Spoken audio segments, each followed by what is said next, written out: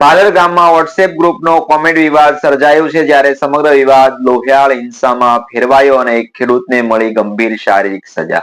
ત્યારે વાત કરીએ તળાજા તાલુકાના ભાલર ગામમાં એક સામાન્ય કોમેન્ટનો વિવાદ ગંભીર હિંસામાં ફેરવાઈ ગયો હતો.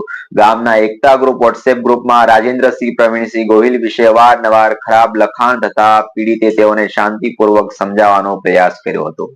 પરંતુ આ સામાન્ય વાતચીત લોહિયાળ ઝપાઝપીમાં પરિવર્તન થઈ ગઈ હતી. જોકે તારીખ 4/12/2025 ના રોજ સવારે લગભગ 11 વાગે રાજેન્દ્રસિંહ અને તેમના કાકા રૂપસિંહ જ્યારે ગામના પાદર તરફ જઈ રહ્યા હતા, ત્યારે 4 આરોપીઓ વિજયસિંહ, મહિપતસિંહ અને હિતેન્દ્રસિંહ, મહિપતસિંહ, બકુલસિંહ, મહિપતસિંહ જીવુભા ગોહિલે તેમને ઘેર્યા હતા અને વિજયસિંહના હાથમાં લોખંડનો પાઇપ હતો.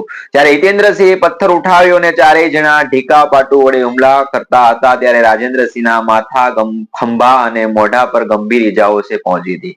ખાસ કરીને જમણી આંખ પર હુમલો એટલો તીવ્ર હતો કે લોહી ત્યાંથી વહેવા લાગ્યું હતું. હાજર તેમના કાકાએ મહેનત કરીને તેમને બચાવ્યા હતા, પરંતુ આરોપીઓ જતા જતા તેમને ધાક અને ધમકીઓ આપતા ગયા હતા કે હવે જો સામે આવ્યો તો તને જાનથી મારી નાખશું.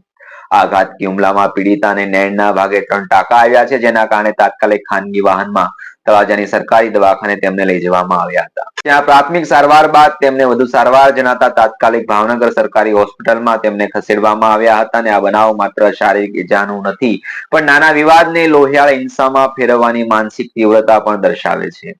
ખોટા અને નકારાત્મક કોમેન્ટનો સકારાત્મક અથવા તો નકારાત્મક ઉપયોગ ક્યારેક જીવન માટે ખતરનાક બની શકે છે.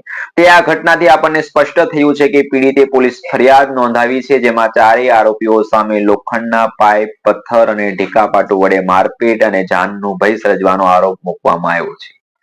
સમગ્ર ભાલર ગામ આ બનાવથી ચકચાર અને ભયમાં છે. ત્યારે સ્થાનિક લોકો પોલીસને કડક પગલાં લેવા કહી રહ્યા છે અને આ ઘટના સોશિયલ મીડિયા પર નિવેદન કરતા અને કોમેન્ટ કરતા પહેલા વિચાર કરવાની ભયજનકતા, સતર્કતા શીખવાડી રહી છે. નાના તણાવ અને અસમજદારી પણ ક્યારેક જીવન માટે ગંભીર જોખમ બની શકે છે, જે આ બનાવ સ્પષ્ટ રીતે આપણી સામે આવ્યો છે. નમસ્કાર, આવી સ્ટોરી સાંભળવા માટે અમારી ચેનલને લાઈક કરો, શેર કરો અને સબસ્ક્રાઇબ કરો. અને જો આપની આસપાસ જો આવી કોઈ ઘટનાઓ બનતી હોય તો અમારા વોટ્સએપ નંબર ઉપર શેર કરો. નમસ્કાર.